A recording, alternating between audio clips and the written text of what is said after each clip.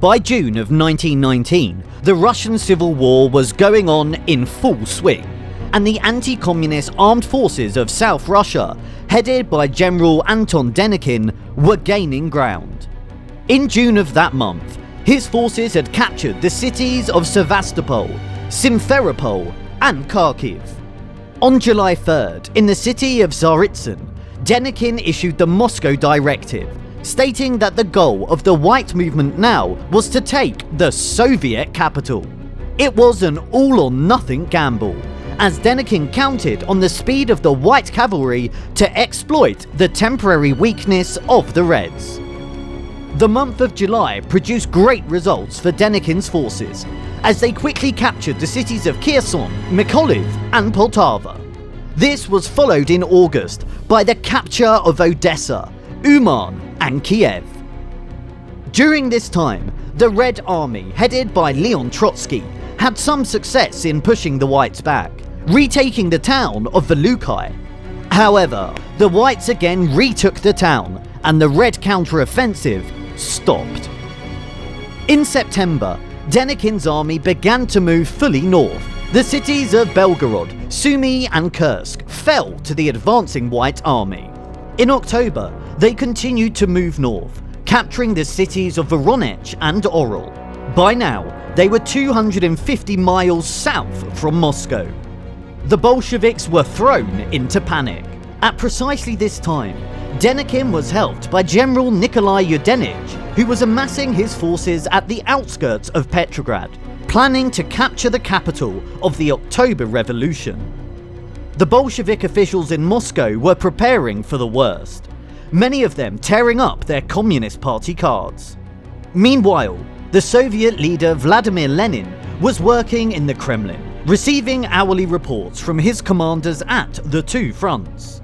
In September, he had issued a letter calling for everyone to fight Denikin. The future of the revolution, for which he had fought all his adult life, was hinged on the battle for Moscow. After the fall of Oryol, the last hurdle Denikin's army had to get across was to capture the city of Tula, which was located 100 miles from the Soviet capital. Leon Trotsky claimed that the loss of the city would have been more dangerous than that of Moscow, as without Moscow, the Reds would have lacked a prestigious capital, but without Tula, they would have lacked an army. To defend the city, the military commissioner of Tula, Dmitry Oskin, forcibly conscripted thousands of citizens into labour teams in order to fuel the factories and dig trenches around the city. Although the Whites had made tremendous advances, they were faced with many key problems. During this time, signs showed that they had overstretched themselves, as although their armies had more than doubled in size since spring to 150,000, they still lacked enough troops to sustain their advance towards Moscow.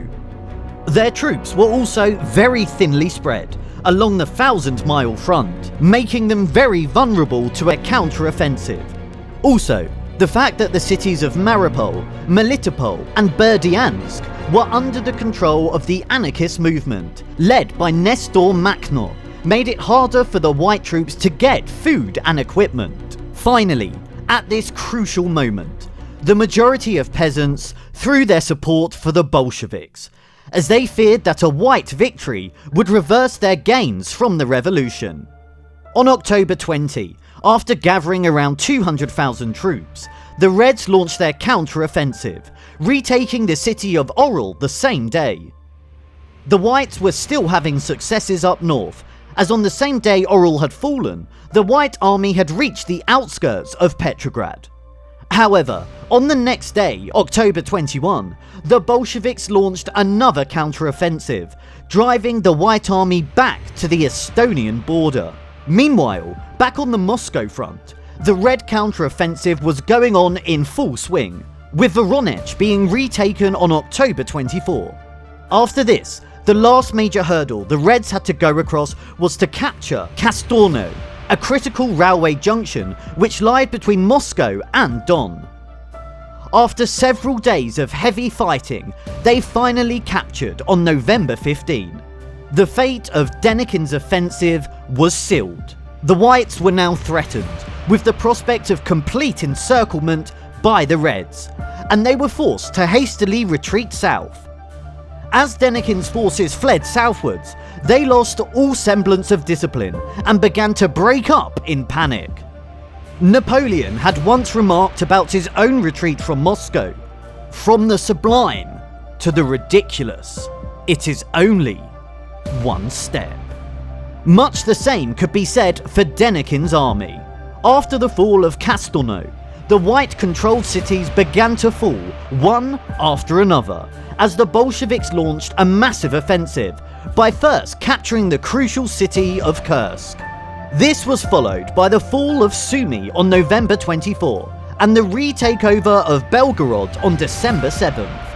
After this, on December 12th, Kharkiv fell to the Red Army, followed by Poltava on December 14, while the city of Kiev was retaken by the Bolsheviks on December 16.